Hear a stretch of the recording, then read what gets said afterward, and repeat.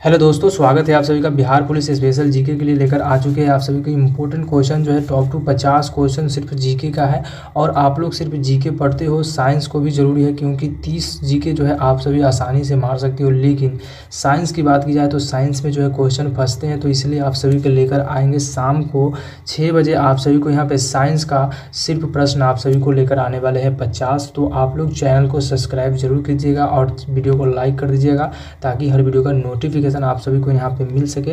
तो चलिए वीडियो को शुरू करते हैं और शाम को आप सभी के लेकर आएंगे साइंस का प्रश्न। ये क्वेश्चन आप सभी के बिहार पुलिस के लिए काफ़ी ज़्यादा इंपॉर्टेंट है और बिहार एसएससी के लिए भी इंपॉर्टेंट क्वेश्चन है। तो आप लोग जो है दोनों के लिए तैयारी कीजिए और क्वेश्चनों को याद कर लीजिए। तो चलिए वीडियो को शुरू करते हैं। क्वेश्चन आपका दिया गया है, केंद्रीय जल एवं विद्युत शोध केंद्र कहाँ पे अवस्थित है। केंद्रीय जल एवं विद्युत शोध की बात की जाए वो कहाँ पे अवस्थित है, इसका केंद्र जो है ऑप्शन आपका है खंगरवासला में, सिलेरुवेलू में, जामनगर में और या श्री सैलम में। तो ये हो जाएंगे आपको खंगरवासला में जो है केंद्रीय जल विद्युत शोध केंद्र है। तो ऑप्शन ए इसका सही आंसर हो जाता है। नेक्स्ट सवाल करेंगे आप लोग यहाँ पे।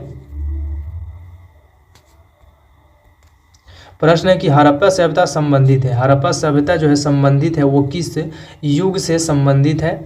ऑप्शन है आपका कांस्य युग से या नवपाषाण युग से या पाषाण युग से या लौह युग से। तो इसका सही जवाब हो जाता है कांस्य युग से संबंधित है। किससे? कांस्य युग से संबंधित कौन सा है? तो हड़प्पा सभ्यता किससे है? कांस्य युग से। याद रखना है आप सभी को। ऑप्शन ए इसका सही जवाब हो जाता है। मृतकों का टीला कैसे कहते हैं? तो मोहनजोदारो को कहते हैं। याद रखना है आप सभी को। अगला सवाल आपका यहाँ पे आ जाएगा। प्रश्न है कि भारत तथा चीन, क्या है? भारत तथा चीन के बीच जो है सीमा बनने वाली रेखा जो है वो कौन सी है? भारत और तथा चीन के बीच जो सीमा रेखा बनती है उस रेखा का नाम जो है वो कौन सी रेखा हो सकती है?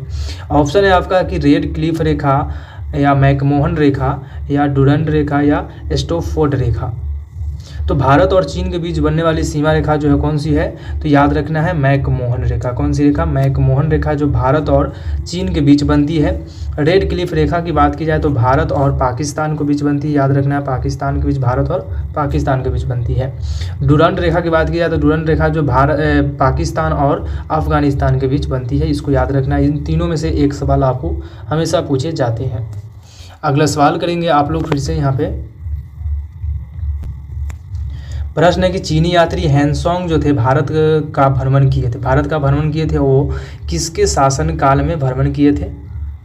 ऑप्शन है आपका कि अशोक के शासनकाल में, बी है चंद्रगुप्त मौर्य के शासनकाल में, सी है हर्षवर्धन के शासनकाल में और डी हो जाएगा इनमें से कोई नहीं। तो बताना है आप सभी को चीनी यात्री जो थे हैंसोंग किसके शासनकाल में भ्रमण किए थे? ऑप्शन नंबर सी इसका सही जवाब हो जाता है। हर्षवर्धन के शासनकाल में जो था चीनी यात्री भारत में भ्रमण किए थे। ऑप्शन सही जवाब हो जाता है सी इसका। अगला सवाल करेंगे।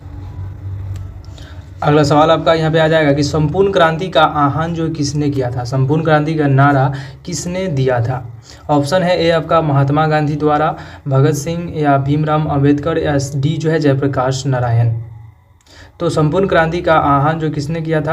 तो ये जयप्रकाश नारायण ने किया था। किसने किया था? जयप्रकाश। याद रखना आप सभी को। ऑप्शन डी इसका सही जवाब हो जाता है। नेक्स्ट सवाल करेंगे आप लोग यहाँ पे।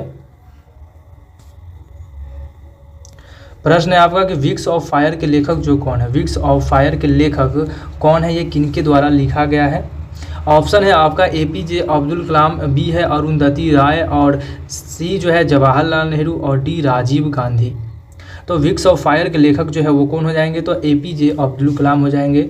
ऑप्शन ए इसका सही जवाब हो जाता है। अगला सवाल करेंगे आप लोग फिर से यहाँ पे। प्रश्न है कि भाखरा नागल बांध स्थित है। भाखरा नागल बांध जो स्थित है वो कौन से नदी पर स्थित है? याद रखना है आप सभी को। ऑप्शन है आपका रावी नदी, बी है सतलुज नदी और सी जो है चिनाब नदी और डी गंगा नदी पे। तो भाखरा नागल बांध जो है वो सतलुज नदी किनारे पर स्थित। किस पे? सतलुज नदी। ऑप्शन बी इसका सही जवाब हो जाता है। अगला सवाल करेंगे। प्रश्न है कि कलहन द्वारा रचित राजतरंगिणी में वर्णन है। कलहन द्वारा रचित जो है राजतरंगिणी वर्णन है। कलहन के लेखक जो है राजतरंगिणी और लिखा गया है उस बुक में यानी किताब में जो लिखा गया वो किसका वर्णन किया गया है? ऑप्शन है गीतों का संग्रह या कश्मीर का इतिहास चंद्रगुप्त के शासन के बारे में किया है। तो ये दिया गया है कश्मीर का इतिहास जो था उसके बारे में दिया गया है कलहन द्वारा रचित राजतरंगिणी में। ऑप्शन बी इसका सही जवाब हो जाता है। नेक्स्ट सवाल करेंगे आप लोग यहाँ पे। प्रश्न है कि राजा राम मोहन राय के संस्थापक थे। राजा मोहन राय जो थे वो किस समाज के संस्थापक थे? ऑप्शन है आपका आर्य समाज के, बी है ब्रह्म समाज के, और सी जो है रामकृष्ण मिशन के, और डी याद रखना है प्रार्थना समाज के।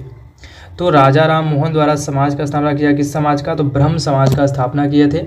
ऑप्शन 20 का सही जवाब हो जाता है। अगला सवाल करेंगे आप लोग फिर से यहाँ पे।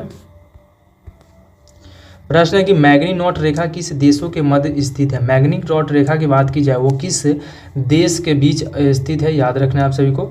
ऑप्शन है आपका कि नामिया और अंगोला, यूएसए और कनाडा, फ्रांस और जर्मनी और पोलैंड। तो इनमें से किस देश के बीच है मैग्नीनॉट रेखा की बात की जाए तो ये हो जाएंगे फ्रांस और जर्मनी के बीच। किसके? फ्रांस और जर्मनी के बीच याद रखना है मैग्नीनॉट रेखा। जिस प्रकार से मैकमोहन रेखा भारत और चीन के बीच है, उसी प्रकार से मैग्नीनॉट रेखा जो है वो फ्रांस और जर्मनी के बीच है। ऑप्शन सी इसका सही जवाब हो जाता है। नेक्स्ट सवाल करेंगे आप लोग फिर से यहाँ पे। प्रश्न है कि सतलुज नदी का उद्गम हुआ था। सतलुज नदी का उद्गम जो हुआ था वो किस देश से सतलुज नदी का उद्गम हुआ था? ऑप्शन है आपका कि भारत से, और बी जो है चीन से, पाकिस्तान से, या इनमें से कोई नहीं। तो याद रखना है आप सभी को, ऑप्शन नंबर बी होता है चीन से उद्गम हुआ था। किसका? ऑप्शन 20 का सही जवाब होता है कि सतलुज नदी का उद्गम कहाँ से हुआ था? चीन में हुआ था। ऑप्शन 20 का सही जवाब हो जाता है। अगला सवाल करेंगे आप लोग फिर से यहाँ पे। प्रश्न है कि भारतीय संविधान सभा के भारतीय राष्ट्रीय ध्वज का रूपरेखा अंगीकार किया गया था, वो कब किया गया था? ऑप्शन है आपका 23 अगस्त 1947 को, और बी है सितंबर 1947 को। आगे इसका ऑप्शन यहाँ पे आ जाता है। ऑप्शन है कि 15 अगस्त 1947 को, और डी जो है जुलाई 1947 को। तो इसका सही जवाब हो जाता है ऑप्शन नंबर डी होता है 22 जुलाई 1947 को जो है भारत के संविधान को क्या किया गया था? तो इसे अंगीकृत किया गया था, रूपरेखा अंकित किया गया था। ऑप्शन आपका डी इसका सही जवाब हो जाता है। नेक्स्ट सवाल करेंगे आप लोग फिर से यहाँ पे। भारतीय राष्ट्रगान पहली बार गया था। भारतीय राष्ट्रगान पहली बार गाया गया था, वो कब गाया गया था? भारत के राष्ट्रगान जो है वो राष्ट्रगान किनके द्वारा लिखा गया है? तो ये बंकिम चंद्र चटर्जी द्वारा लिखा गया है। क्या रविंद्रनाथ टैगोर द्वारा राष्ट्रगान लिखा गया? राष्ट्रगीत की बात किया है तो ये बंकिम चंद्र चटर्जी द्वारा लिखा गया है। तो राष्ट्रगान पहली बार जो कब गाया गया था? तो ये गाया गए थे 1911 में गाए गए थे। कब गए थे? 1911 में। ऑप्शन आपका 20 का सही जवाब हो जाता है। याद रखना आप सभी को, 1911 में जो है भारतीय राष्ट्रगान पहली बार गाया गया था। नेक्स्ट सवाल करेंगे आप लोग यहाँ पे। प्रश्न है कि भारत में श्वेत क्रांति के जनक माने जाते हैं। भारत में श्वेत क्रांति के जनक जो है माने जाते हैं, किसे माने जाते हैं? ऑप्शन है आपका डॉक्टर बी कुरियन को, और सी जो है एस.एस. स्वामी राव को, और डी जो है एस.एस. स्वामी भारद्वाज को, इनमें से मोरारजी देसाई को। तो याद रखना है भारत में श्वेत क्रांति जो है जाने जाते हैं बी डॉक्टर बी कुरियन को। तो श्वेत क्रांति किस लिए होता है? तो श्वेत क्रांति जो होते हैं दूध उत्पादन से जो है श्वेत क्रांति होती है। याद रखना है आप सभी को। रजत क्रांति जो होती है अंडा उत्पादन से होती है। हरित क्रांति जो है वो गेहूँ उत्पादन से होती है। इससे सवाल आपको पूछे जाते हैं। ऑप्शन ए इसका सही जवाब हो जाता है। अगला सवाल करेंगे फिर से यहाँ पे। भारत का राष्ट्रीय फल जो है वो कौन सी राष्ट्रीय फल है भारत की? ऑप्शन है आपका सेब, गन्ना, संतरा, आम। तो ये आप सभी को याद होगा कि भारत का राष्ट्रीय फल जो है कौन सी है? तो आम है। ऑप्शन डी इसका सही जवाब हो जाता है। अगला सवाल करेंगे फिर से यहाँ पे। सवाल है दुनिया का नवीनतम देश जो है वो कौन सी है? दुनिया का नवीनतम देश की बात की जाए तो वो कौन सी होती है? ऑप्शन इसका सही हो जाता है दक्षिण सूडान गणतंत्र जो है ये आपको दुनिया की नवीनतम देश है। ऑप्शन ए इसका सही जवाब हो जाता है। अगला सवाल करेंगे आप लोग फिर से यहाँ पे। प्रश्न निम्न में से कौन सा देश जो है आसियान का सदस्य नहीं है? आसियान का सदस्य जो है इनमें से कौन से देश जो है वो नहीं है? तो बांग्लादेश को याद रखना है कि आसियान का सदस्य जो है बांग्लादेश नहीं है। ऑप्शन सी इसका सही जवाब हो जाता है। अगला सवाल करेंगे आप लोग फिर से यहाँ पे, और वीडियो को जो है ध्यान से देखते जाइएगा। आप सभी के लिए काफ़ी ज़्यादा इंपॉर्टेंट क्वेश्चन है। क्वेश्चन है कि उस राज्य का नाम बताया जहां भारत का प्रथम राष्ट्रपति गया था। भारत का प्रथम राष्ट्रपति जो बने थे वो किस राज्य से बने थे? याद रखना है आप सभी को, बिहार राज्य से बने थे। किसने? डॉक्टर राजेंद्र प्रसाद जो बने थे वो बिहार राज्य से बने थे, प्रथम राष्ट्रपति थे। ऑप्शन डी इसका सही जवाब हो जाता है। अगला सवाल करेंगे फिर से यहाँ पे। प्रश्न है कि सिखों के 10वें गुरु गोविंद सिंह जी का जन्म जो हुआ था वो कब हुआ था? सिखों के 10वें गुरु गोविंद सिंह जी उनका जन्म कहाँ पे हुआ था? ये सवाल आपसे पूछा जा रहा है। अमृतसर में या दिल्ली में या पटना में? तो याद रखना इनका जन्म जो है पटना में हुआ था। ऑप्शन आपका सी इसका सही जवाब हो जाता है। सिखों के 10वें गुरु कौन है? तो गुरु गोविंद सिंह। सिख धर्म के प्रथम गुरु कौन से है? तो गुरु नानक है। याद रखना ये सवाल आपसे पूछे जाते हैं। अगला सवाल करेंगे आप लोग फिर से। प्रश्न है कि एस्बेस्टस के कारण होने वाला रोग जो होता है, ये साइंस का प्रश्न है। एस्बेस्टस के कारण जो होने वाला रोग है वो कौन सी रोग होती है? तो ये होती है एम्फेसेमा जो रोग होती है वो भी एस्बेस्टस के कारण होती है। ऑप्शन ए इसका सही जवाब होता है। अगला सवाल करेंगे फिर से यहाँ पे।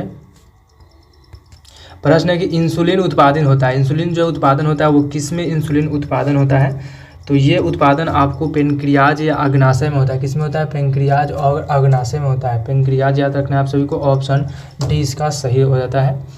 नेक्स्ट सवाल करेंगे आप लोग यहाँ पे।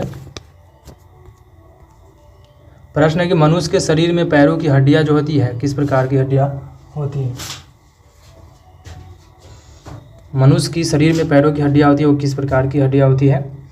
तो ये आप प्रकार की होती है फ्यूला तथा टिबिया होती है। क्या होती है? मनुष्य के शरीर में पैरों की हड्डियां की बात की जाए तो फ्यूला और टिबिया होती है। ऑप्शन 20 का सही जवाब हो जाता है। नेक्स्ट सवाल करेंगे आप लोग फिर से यहाँ पे, और ये लास्ट सवाल है आपका यहाँ पे।